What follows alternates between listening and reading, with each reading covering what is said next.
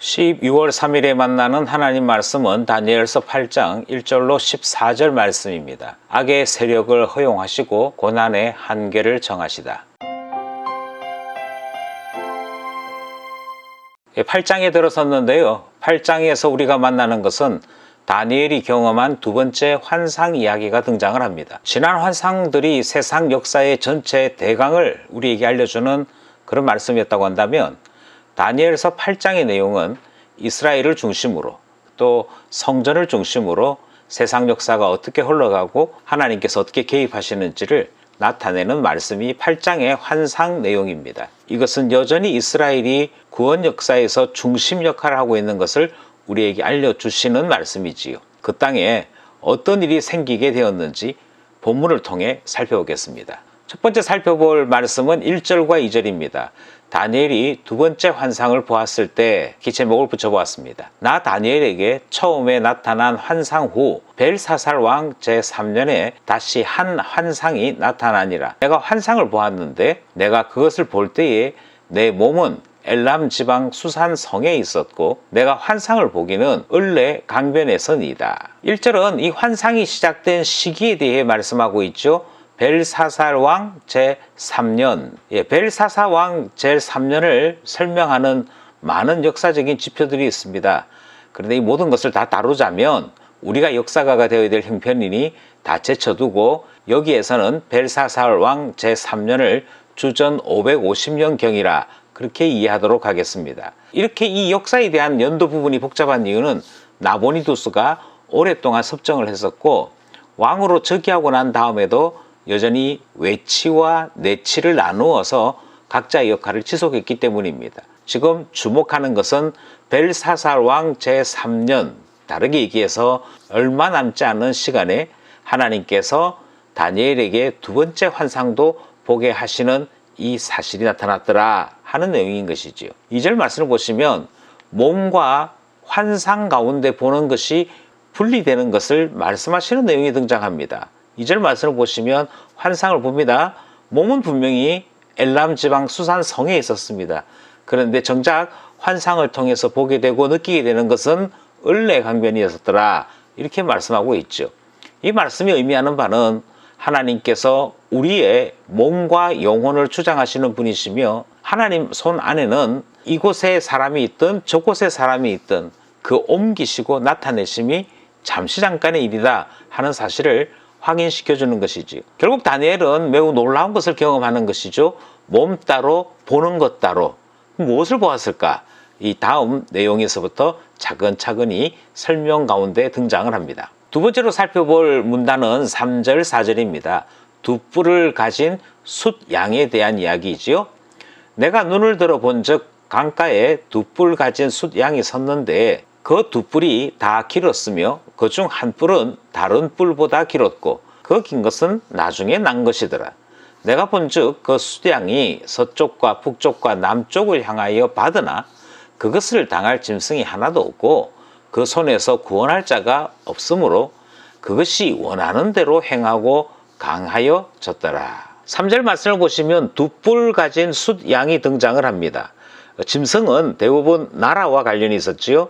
그리고 뿔은 임금과 관련이 있다. 그 이치식을 바탕으로 본문 내용을 살펴보면 본문에 등장하는 숫양은 메대, 바사 연합국이 됩니다. 우리가 역사를 통해서 알고 있는 것처럼 이 두 나라는 한 나라처럼 움직였지만 실제로는 두 개의 나라가 합친 것이어서 여기에 등장하는 두 뿔 가진 짐승과 일맥상통함이 있다 그렇게 말할 수 있습니다. 4절 말씀은 좀 복잡합니다.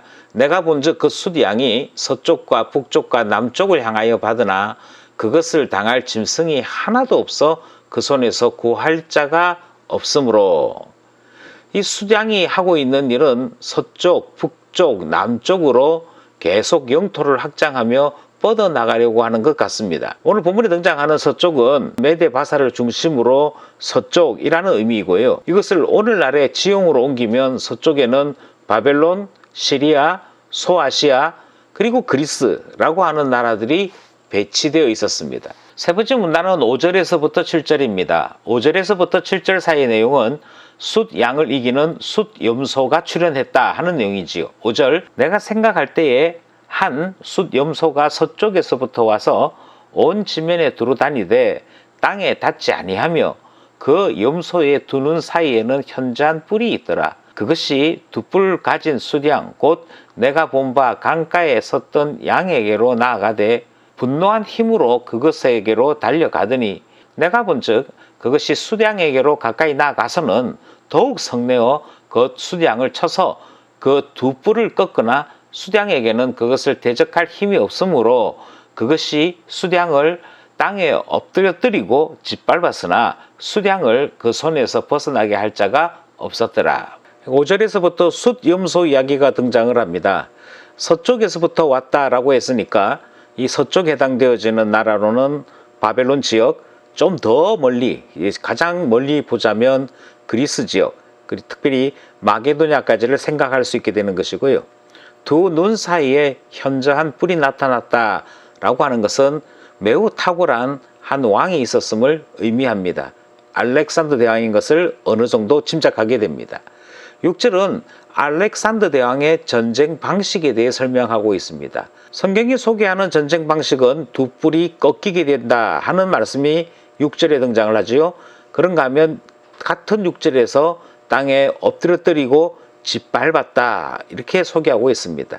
과감하고 빠른 전개, 이것이 알렉산더 대왕의 전쟁 방식과 흡사하다 그렇게 생각해 볼 수 있겠습니다. 양에 이어서 숫염소 이야기까지가 7절 말씀이었습니다. 넷째 문단은 8절에서부터 12절입니다. 큰 뿔 하나에서 뿔 넷으로 나눠지더라 하는 내용이지요. 8절 숫염소가 스스로 심히 강대하여 가더니 강성할 때에 그 큰 뿔이 꺾이고 그 대신에 현저한 뿔 넷이 하늘 사방을 향하여 났더라. 그중 한 뿔에서 또 작은 뿔 하나가 나서 남쪽과 동쪽과 또 영화로운 땅을 향하여 심히 커지더니 그것이 하늘 군대에 미칠 만큼 커져서 그 군대와 별들 중에 몇을 땅에 떨어뜨리고 그것들을 짓밟아 또 스스로 높아져서 군대의 주제를 대적하며 그에게 매일 드리는 제사를 없애버렸고 그의 성소를 헐었으며 그가 악으로 말미암아 백성이 매일 드리는 제사가 넘긴 바 되었고 그것이 또 진리를 땅에 던지며 자의로 행하여 형통하였더라. 8절부터의 말씀은 헬라 제국 이후의 모습을 우리에게 소개하고 있죠. 주전 323년에 33살의 나이로 죽었던 인물이 알렉산더인 것이죠. 그리고 난 다음에 어찌 됐느냐? 그리고 난 다음에 오늘 본문 8절에 소개되고 있는 것처럼 그 큰 뿔이 꺾이게 되니 죽게 되니 현저한 뿔 넷이 나타나는 형태로 역사가 전개됩니다. 그러니까 알렉산더의 부하 4명이 알렉산더가 차지했던 모든 땅들을 분할해서 통치하게 되는 것이죠. 예컨대 안티파터 카산드라고 하는 장군은 마게도냐 지역을 맡게 됩니다. 리시마쿠스는 트라스라고 하는 지역과 소아시아 지역을 차지하게 되고요. 셀루쿠스는 시리아 지역을 접수하게 됩니다. 그리고 마지막으로 프톨레미는 이집트를 중심으로 팔레스타인 일부 땅까지를 차지하게 되는 것이죠. 이렇게 4명의 장군이 각각 나라를 나누어 가지게 되는 형태, 이것이 현저한 뿔 넷이 나타났다 하는 말씀입니다. 9절로부터는 작은 뿔 하나에 집중합니다. 그러니까 4개의 뿔이 있었고 4개의 뿔 가운데 하나에서 작은 뿔이 나타났다 하는 말은 4개의 지역으로 나누어져 있는 그 한 곳에서 여기에 등장하는 작은 왕이 나타나기 시작했다 하는 것이죠. 왜 작은 왕이라 했느냐? 처음 나타날 때에는 누구도 주목해보지 않았기 때문입니다. 성경학자들과 역사가들은 여기에 등장하는 작은 뿔 하나는 안티오코스 에피파네스 4세로 이해를 하고 있지요. 그러니까 시리아를 차지했던 셀루큐스 가문의 후손이고요. 이 안티오코스는 계속해서 땅을 넓혀가고 있는 일을 진행하다가 마침내 이스라엘 안으로까지 진전을 이루게 되는 것입니다. 그럼 안티오코스는 무슨 일을 했느냐? 그것이 10절 이후에부터 보다 더 구체적으로 설명되지요. 하늘 군대에 미칠 만큼 커져 있고 그 군대와 별들 중 몇을 땅에 떨어뜨렸더라 이렇게 되어 있습니다. 우리는 여기 본문에 등장하는 이 표현이 그가 죽였던 대제사장 오니스 3세에 대한 이야기가 아닌가 생각을 하는 것이지. 오니스 3세를 처형시키고 왕이 자기 마음대로 하나님을 섬기는 모든 예배, 모든 순서들을 엉망으로 만드는 일이 나타났기 때문인 것이죠. 그래서 본문을 보시면 그가 스스로 높아졌습니다. 군대의 주제를 대적하며 매일 드리는 제사를 없애버리고 성소를 헐어버립니다. 이렇게 되어질 때 그가 벼락이라도 맞아야 될 것 같은데 12절은 또 뭐라고 얘기하는 거 아니? 그의 악으로 말미암아 백성이 매일 드리는 제사가 넘긴 바 되었고 또 진리를 땅에 던지며 자의로 행하여 도리어 형통하더라. 이렇게 설명함으로 이 문단을 마감하게 됩니다. 이제 마지막 문단입니다. 15절로부터 18절입니다. 내가 들은즉 한 거룩한 이가 말하더니 다른 거룩한 이가 그 말하는 이에게 묻되 환상에 나타난 바 매일 드리는 제사와 망하게 하는 죄악에 대한 일과 성소와 백성이 내준 바 되며 짓밟힐 일이 어느 때까지 이를꼬 하매 그가 내게 이르되 2300주야까지니 그때의 성소가 정결하게 되리라 하였느니라. 마지막 문단은 성전 회복과 관련되어 있는 이야기고요. 2300주야에 대한 이야기가 등장을 하는 것이죠. 2300주야란 2300일이다 하는 해석이 하나 있고 이때 아침과 저녁으로 나누어서 봉사했기에 이것을 다시 반으로 나누게 되면 1150일에 해당되어지는 이야기로 그렇게 해석을 하는 두 가지 해석 방향이 있습니다. 처음 말씀드렸던 2300주야를 2301로 생각을 합니다. 그렇게 되면 6년 4개월 정도가 되지요. 이 6년 4개월이라고 하는 기간이 왜 중요하냐면 제사장 오니야 3세가 살해를 당했을 때가 주전 170년경이었습니다. 6년 4개월이 지났을 때가 164년 12월인데요.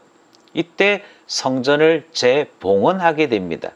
그리고 유대인들은 이 성전 재봉헌을 기념하여 한우카 절기라고 하는 것을 만들고 기념하게 되는 것이지요. 따라서 여기에 등장하고 있는 말씀처럼 2300주야가 지나고 난 다음에 성소가 다시 정결하게 되는 일이 완성되는 것입니다. 우리는 오늘 본문을 통해서 세상 역사 속에서 약속의 땅 이스라엘에는 어떤 일이 벌어지고 또 어떤 일들을 경험하게 되는지 살펴보게 되었습니다.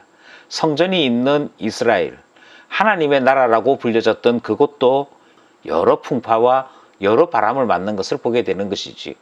그러나 결국에는 성소가 정결하게 되더라 하는 말씀에서 하나님 살아계신과 하나님의 역사의 주인이신 것을 다시 한번 깨닫게도 됩니다. 지금까지 들었던 우리 이 말씀을 붙잡고 함께 기도하는 시간 가졌으면 좋겠습니다. 먼저 바사의 시대가 영원할 줄 알았는데 그렇지 못했습니다. 하나님은 이를 통해 이 세상의 주인이심을 나타내시고 계십니다. 우리의 때를 잘 살피며 후회할 것 없는 인생으로 살아가야겠습니다. 그것을 제대로 하려면 모든 시대에는 끝이 있음을 알아 하나님 앞에 설 수 있는 준비를 잘해야 하는 것이지요. 두 번째 우리가 함께 나누기 원하는 기도 제목은 권세에 대한 문제입니다. 권세를 다스리는 힘이 없으면 권세에 사로잡히게 되지요. 이스라엘과 성소를 더럽히게 되지요. 이것은 그가 힘을 가졌으나 사실은 힘을 주체하지 못했기 때문에 벌어진 일이라 그렇게 보게 됩니다. 하나님께서 우리에게 힘을 주시되 하나님께서 우리에게 권세를 주시되 그 힘과 권세를 잘 다스릴 수 있는 힘까지 주시도록 기도하게 되는 것이지요. 마지막으로 우리는 하나님께서는 모든 것을 다 아시면서도 급히 개입하지 아니하시고 늘 뒤에서 도우시는 것을 보게 됩니다. 6년 4개월 동안 하나님은 일하셔서 마침내 성전을 회복하게 하시는 분인 것을 보게 되었지요. 하나님은 이처럼 보이지 아니하시나 역사하시는 하나님이시니 그 하나님과 동행하는 우리 되기를 원합니다.